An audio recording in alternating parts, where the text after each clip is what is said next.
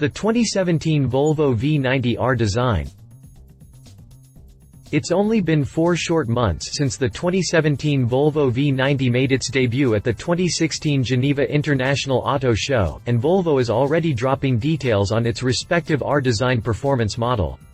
Under the R-Design name, the V90 gets a little sportier, with a new set of wheels, new front fascia, a new radiator grille, and some new exterior trim elements. Inside, the car gets new pedals and mats to go with new trim inserts and a new steering wheel. According to Volvo, the interior also gets a high-level interior illumination package that radiates attention to detail. But although the V90 R-Design is performance-inspired, no upgrades were made under the hood. Regardless of the lack of performance specs, the exterior package does give us some things to talk about. It wasn't that long ago that the word «sporty» and «Volvo» could never be found in the same sentence, but Volvo has upped its game in recent years and is now pushing to compete with the big boys of luxury. And that is oh so evident looking at the R-Design package on the new V90. That might mislead you to believe there is massive change over the standard V90, but don't be confused, because there really isn't much. There is, however, just the right mix of aggression and sports appeal, at least for a wagon, anyway. With that said, let's take a closer look at the V90 R-Design and go over all the fine details. It may very well be the model that turns your attention back to the all-but-dead station wagon segment. Continue reading to learn more about the Volvo V90 R-Design. What makes the Volvo V90 R-Design special? In traditional fashion, the R-Design brings mild, but provocative, changes to the exterior of the large estate, but without taking too much away from the overall appearance and stance of the car. Up front, you'll find a new grille that features horizontal and vertical louvers in a rectangular mesh, as opposed to the standard grille with vertical slats. Each horizontal louver has a number of fins, and crosses the vertical slats at a 90-degree angle across the grille. Down below, the lower fascia was replaced by a more aggressive and chiseled unit, with sharp protrusions on each side of the air dam that create a central lip extending several inches ahead of the fascia.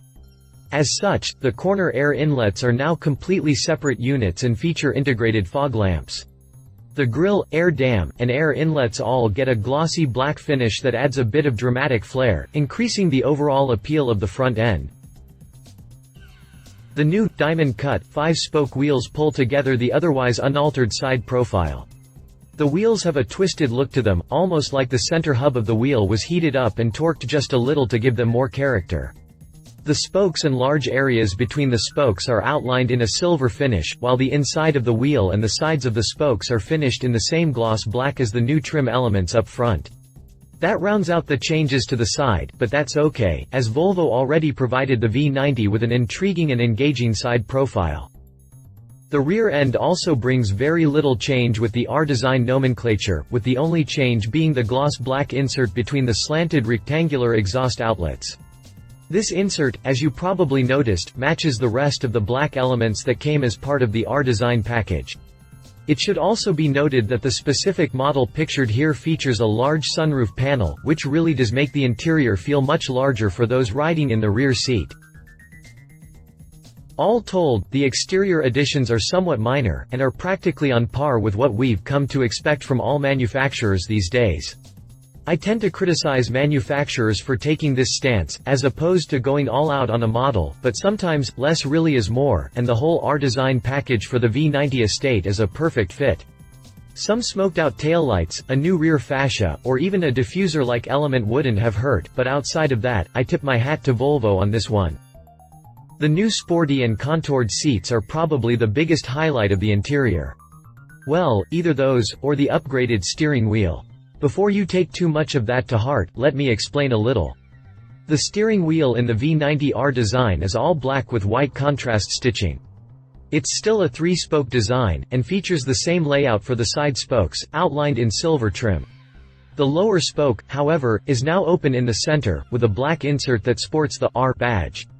The seats are also black leather with white contrast stitching. The seats don't appear to be perforated like those on some of the higher trims of the standard V90, but the side bolsters are now elevated and extend on the seat back to provide better support should you try to get frisky with the estate. The interior also features a new set of pedals and black floor mats with white contrast stitching around the edges. Volvo also claims there is a high-level interior illumination package. This package, however, doesn't appear to be exposed in any of the images we have here. The only change to illumination I can see is the red coloration on the instrument cluster, as opposed to the blue indicators on the standard model. Perhaps that's what Volvo is talking about, but hopefully, it went far enough to add some cool ambient lighting to the door storage pockets or under the dash. The final detail that deserves attention inside is the new trim inserts throughout. Volvo got rid of those wood inserts and replaced them with some very artistic and inspiring carbon fiber inserts, and they simply work with the black interior. Not bad.